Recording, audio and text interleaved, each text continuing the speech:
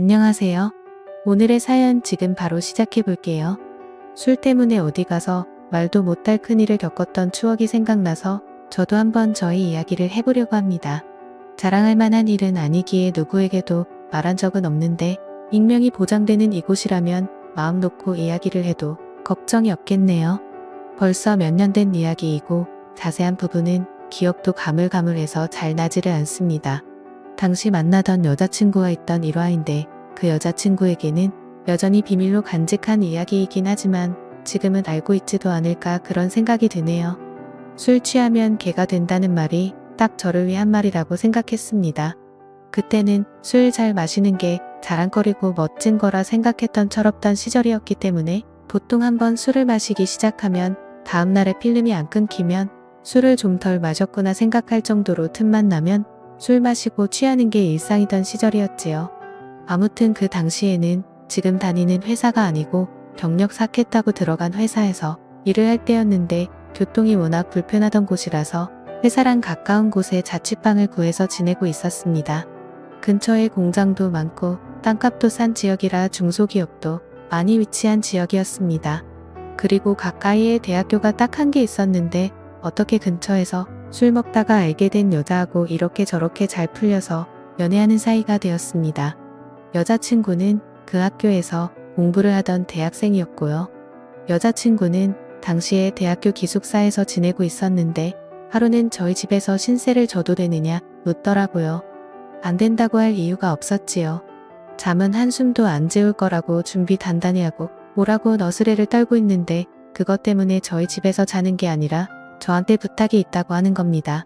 본가에서 자기 이모가 놀러 오는데 자기가 기숙사다 보니 이모가 자고 갈 곳이 없다고 저희 집에서 신세 좀 져도 되겠냐고 하더군요. 당시 제가 자취하던 게 어쩌다 보니 좋은 조건으로 트롬자리 빌라를 빌려서 살고 있었는데 방이 하나가 비다 보니 그 방에서 자기를 자기 이모와 같이 하루만 재워줄 수 있냐고 묻더라고요.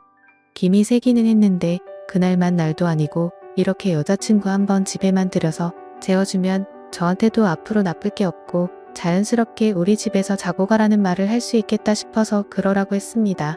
이모라고 해서 저는 엄마 빨 되는 사람이 올 줄 알았는데 이모가 무슨 언니라고 해도 무방할 정도로 젊은 사람이라 놀랐습니다. 지방에서 나레이터 일을 하고 있다고 하는데 할아버지가 재혼을 하면서 늦둥이로 가진 이모라서 나이 차이가 자기랑 얼마 나지 않는다고 하더군요. 거기에 할아버지 부탁으로 어머니가 이모를 아기 때부터 돌봐주면서 자기랑은 자매나 마찬가지로 지냈다고 하더라고요. 나레이터 일을 해서 그런지 미모도 미모인데 춤을 춰서 그런가 군더더기 없는 모습이 인상 깊었습니다. 여자친구한테 지나가는 말로 너네 이모가 너보다 더 이쁘다라고 농담 한마디 건넸는데 여자친구가 질투를 한 건지 제 등짝을 세게 때리더라고요.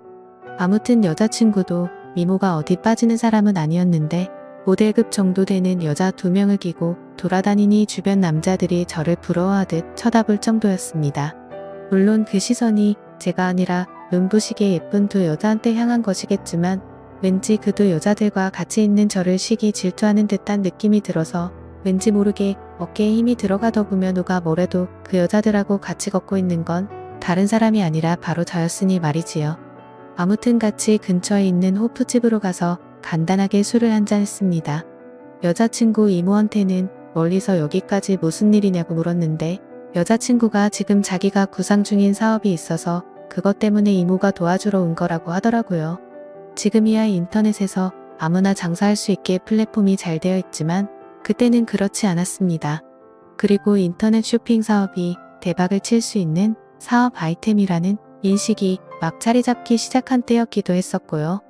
여자친구는 안목이 있고 여자친구의 이모는 나레이터 일을 하는 만큼 모태가 좋고 키도 크고 길쭉길쭉했기에 여자친구가 쇼핑몰을 차리고 여자친구 이모가 모델을 하는 식으로 해서 옷 장사를 한번 해보고 싶어서 사업 구상을 해보려고 불렀다 하더군요.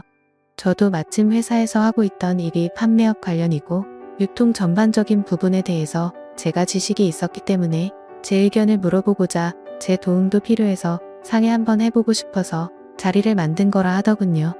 거기에 당시에 제 취미가 사진 찍는 거였거든요. 인물 사진은 찍어본 적 없었고 취미 삼아 출사를 나가서 들꽃 같은 거 찍는 게 전부였긴 했지만 제가 고성능 카메라도 가지고 있어서 셋이 한번 잘해보자고 하는 이야기였습니다. 아무튼 이야기가 본격적이게 되었는데 여자친구 이모도 나레이터 일 때문에 알게 모르게 스트레스도 너무 많이 받고 힘들다고 해서 자기도 이 일에 긍정적이라고 하는 겁니다. 그렇게 그날은 간단하게 한잔하면서 이야기를 나누게 되었고 여자친구 이모가 짐 싸들고 이 동네로 이사를 오기로 했습니다. 술이 애매하게 취해서 아쉽긴 했는데 그날은 여자들이 제 집에서 잠도 자고 가기로 되어 있으니 너무 무리해서 마시지는 않기로 했어요. 그런데 막상 여자친구 이모가 짐 싸들고 올라왔는데 지낼 곳을 따로 알아보지도 않고 무작정 올라온 게 화근이었습니다. 여자친구도 이모가 아무런 준비도 없이 올 것이라고 생각을 못했는지 어떻게 해야 하나 고민하더라고요. 하지만 결국 어떻게 되었겠습니까? 제 생각엔 애초에 여자친구 이모도 그렇게 할 생각으로 아무것도 알아보지도 않고 올라온 거라는 생각이 들었습니다. 저희 집에서 지낼 작정을 하고 온 거죠. 여자친구는 기숙사 생활을 하고 있었지만 아무리 자매처럼 자라온 이모라고 해도 남자친구 집에 이모를 살게 하는 건 아니라고 생각했는지 기숙사 짐 빼고 와서 저희 집에 같이 살림을 차렸습니다. 여자친구는 거실로 쓰는 곳 구석에서 지내기로 하고 저는 큰 방, 여자친구 이모는 작은 방에서 이렇게 세 사람이서 같이 지내게 되었지요.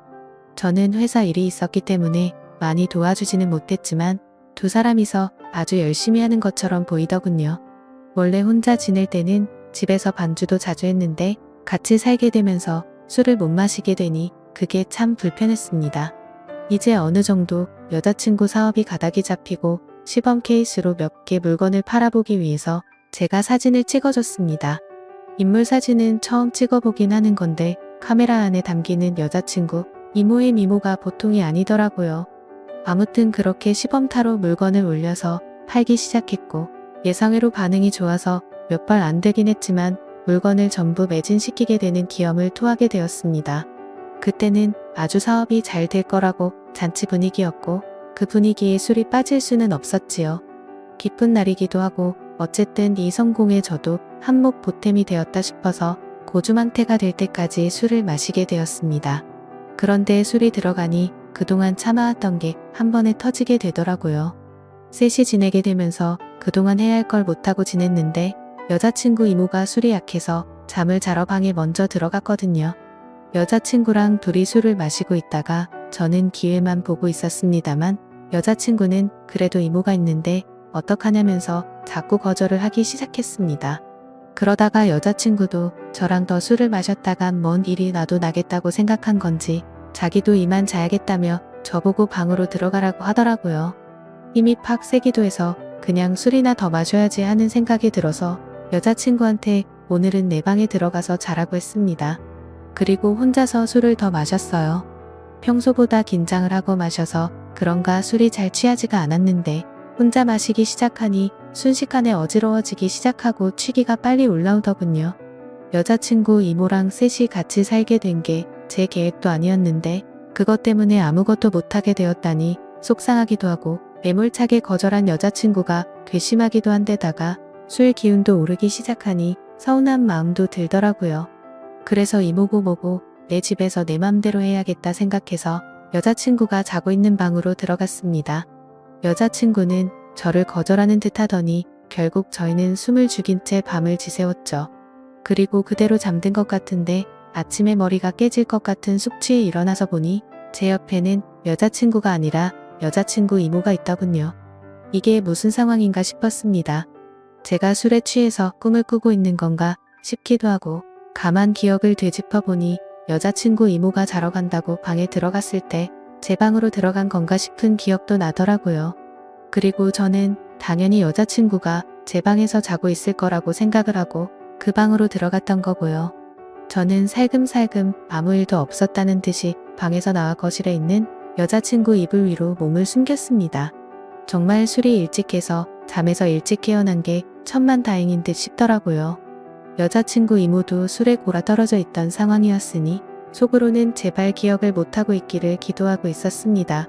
첫 끝발이 개끝발이라고 잘 될 것 같았던 쇼핑몰 사업은 처음 매진을 기록했던 기점으로 그 뒤로부터는 거짓말같이 한 개도 팔리지 않게 되었고 여자친구 이모도 나레이터 일을 할 때보다 돈을 못 벌고 있으니 흥미가 떨어졌는지 고향으로 돌아가겠다고 짐을 싸고는 돌아갔습니다.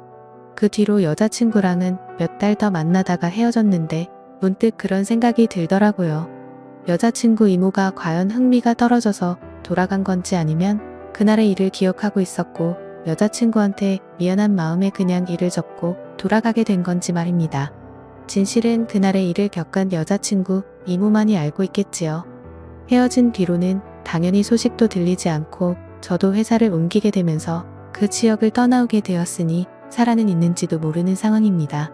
그래도 가끔씩 그날의 일을 추억하면 정말 다른 것과 바꿀 수 없는 좋았던 젊음의 한 페이지였던 것 같네요.